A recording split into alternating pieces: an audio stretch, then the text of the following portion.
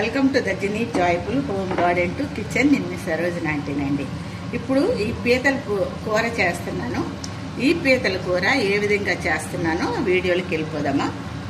So అప్పుడప్పుడు ఇది సముద్రపు పీతలు వీటిని చేసేటప్పుడు అప్పుడప్పుడు మనం దీన్ని టేస్ట్ చూడాలి. ఇది ఆరోగ్యానికి కూడా చాలా మంచిది కనుక అప్పుడప్పుడు చేసుకోవచ్చు. ఇది మనం డైట్లో యాడ్ చేసుకోవచ్చు. ఇప్పుడు నేను పీతల కూర చేస్తున్నాను కనుక ఈ కూర ఎట్లా చేయాలనేది ఆ వీడియోలోకి వెళ్ళిపోదాం. లోకి ఒక 3 ఉల్లిగడ్డలు, ఒక 4 పచ్చిమిరకాయలు తీసుకున్నాను. ఉల్లిగడ్డలు పేస్ట్ చేద్దామండి. స్టవ్ ముట్టించుకున్నాము. ఇక్కడ చూడండి, కరివేపాకు, పచ్చిమిరకాయలు. సో ఇది ఉల్లిగడ్డ పేస్టు. ఈ మనం చేసుకునే కూర పీతలండి. ఇది సముద్రపు పీతలు. చూడండి, చక్కగా చేపించుకునే వచ్చారు ఫ్రెష్. ఇవి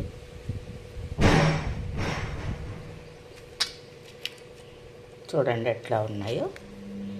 ఇవి కొంచెం ఉప్పేసి పసుపేసి శుభ్రంగా కడుక్కొని పెట్టుకున్నాయండి. ఇవి దీన్ని ఇప్పుడు మనం కూర చేసుకుందాం.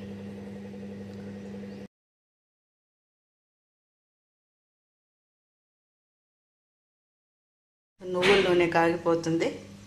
మళ్ళీ ఒకసారి చూపిస్తాను చూడండి. కరివేపాకు, పచ్చిమిర్చి, పసుపు, కారం, ఉప్పు, అల్లం పేస్టు, ఉల్లి పేస్టు. సో ప్రజెంట్ 1 by 1 వేసుకుందాం. ఇవి నేను పచ్చిమిరకాయలు వేసాను, కరివేపాకు వేసాను. అట్లా 1 by 1 వేసుకుందాము. సో ఉల్లి పేస్ట్ వేస్తున్నాను. పేస్ట్ చక్కగా వేయించుకుందాం. ఇది పచ్చి వాసన పోయే వరకు వేయించుకుందామండి. ఉల్లిగడ్డ పచ్చి వాసన పోయే వరకు. సో ఫ్రెండ్స్, దీంట్లో కాస్త అల్లం వెల్లుల్లి పేస్ట్ వేసాను. చూడండి, నూనె పైకి వస్తుంది కదా. ఉల్లిగడ్డ వేగింది. సో దీంట్లో కాస్త పసుపు, ఒక 2 స్పూన్లు ఉప్పు, కారం, ఓకే, ఒక 3 స్పూన్లు కారం వేస్తున్నాను. కారము ఉప్పు మీకు సరిపడినంత వేసుకోవాలి. ఎప్పుడైనా కారము ఉప్పు మీకు సరిపడినంత.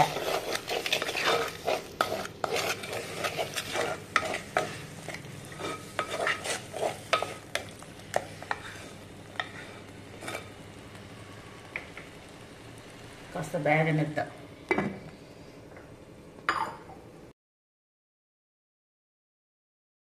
ఫ్రెండ్స్, నేను ఈ కూరలోకి కాస్త గసగసాలు తీసుకున్నాను, ఒక 1.5 స్పూను. దీంట్లోనే మళ్ళీ కొబ్బరి వేస్తున్నాను. ఆల్రెడీ కొబ్బరి పట్టే ఉంది, కానీ గసగసాలు నలగాలంటే మళ్ళీ కొబ్బరి ఒక 1.5 స్పూన్ వేస్తాను. చేసి బ్లెండ్ చేద్దాం. ఫ్రెండ్స్, ఇదిగోండి, ఉల్లిగడ్డ కారం ఇదంతా ఉడికి నీళ్ళు తీసింది కదా.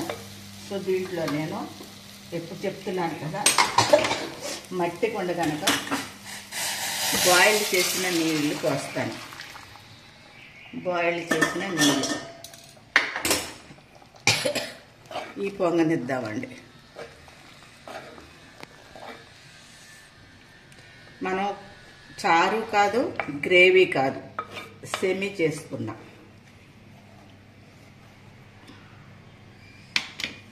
కొంచెం చింతపండు తీసుకున్నాం కదా, ఇందులో ఒక్క 2 టమాటాలు తీసుకుంటున్నాను. ఇది కూడా వేసి మనం బ్లెండ్ చేసుకుందాం. ఇవన్నీ మనయే.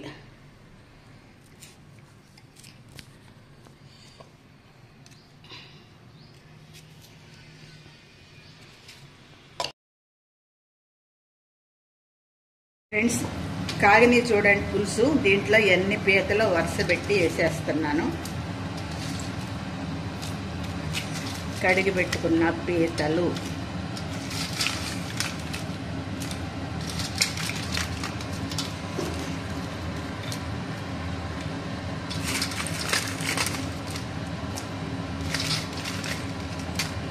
ఒక్క 2 నిమిషాలు ఉంటే ఇవన్నీ లోపలికి వెళ్ళిపోతాయి. ఎందుకంటే ఆ పులుసు మరిగేటప్పటికి ఈ పీతలు లోపలికి వెళ్ళిపోయి మనకు కనపడవు. చూడండి,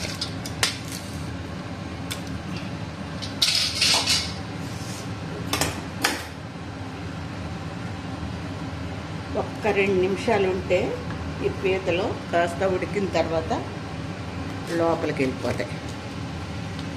మరలా చూపిస్తాను. ఓకే చూడండి, అవి ఉడికేటప్పటికి పులుసు పైకి వస్తుంది, చేపలు కిందకి వెళ్తాయన్నాను, పీతలు కిందకి వెళ్తాయన్నాను కదా. చూడండి, పీతలు ఇప్పుడు ఇటువరకు ఇందాక పైకి ఉన్నాయి, ఇప్పుడు ఇట్లా కనిపిస్తున్నాయి. ఉడికేటప్పుడు ఈ పీతల సైజు చిన్నగా అవుతుంది, ఆ పులుసు ఉడికేటప్పుడు పైకి వస్తుంది. సో ఇట్లా కొంచెం తిప్పుకుందాము.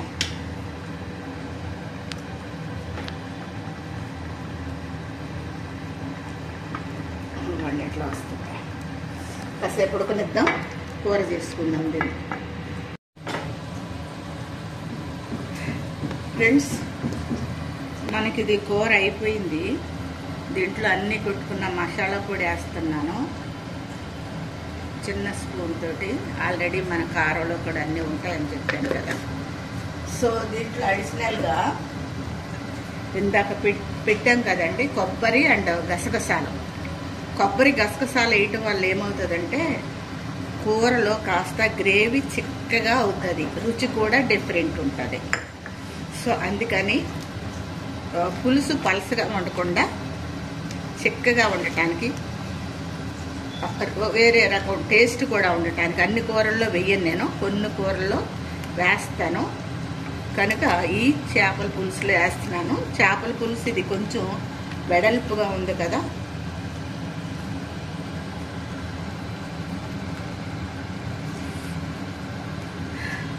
సో ఫ్రెండ్స్, ఈ యొక్క ఇప్పుడు గసగసాల పౌడరు, కొబ్బరి పౌడర్ వేసాను. ఎందుకంటే ఇవి వేయటం వల్ల టేస్ట్ కూడా వేరే మారుతుంది, ప్లస్ పులుసు చిక్కగా ఉంటుంది.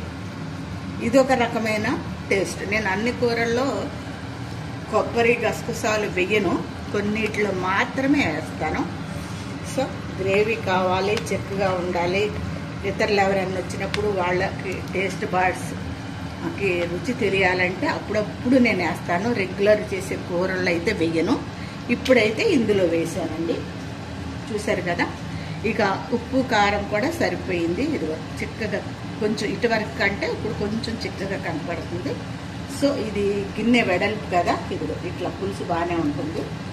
కాకపోతే ముక్కలో ఇది తీసేస్తుంటే ఆ ముక్కలు అట్లా కనిపిస్తుంది కనుక ఇంకా కాసేపు ఉంచి దీన్ని కొత్తిమీరను గార్నిష్ చేసుకుని తీసేద్దాం. ఇంకొక 3-4 మినిట్స్ ఉంచుదాం. ఇంకోటి ఏంటంటే ఇది మట్టి గిన్నె కదా, ఇంకా చిక్కగా అవుతుంది, ఇంకా చిక్కగా అవుతుంది. ఓకే అండి ఫ్రెండ్స్, పీతల కూర చూడండి. ఈ పీతల కూరలో ఉన్న బెనిఫిట్స్ ఏంటో చూద్దాం మనం. పీతలు తినటం వల్ల మెదడు ఆరోగ్యంగా ఉంచుతుందంట. అది దాని డెవలప్మెంట్కి ఇది సహాయపడుతుందంట. ఇతర జబ్బులు రాకుండా ఇది సంరక్షిస్తుందని చెప్తున్నారు. ఈ పీతల మాంసంలో భాస్వరం అధికంగా ఉంటుందంట. దాని ఫలితంగా దంతాలు బలంగా ఉంటాయి.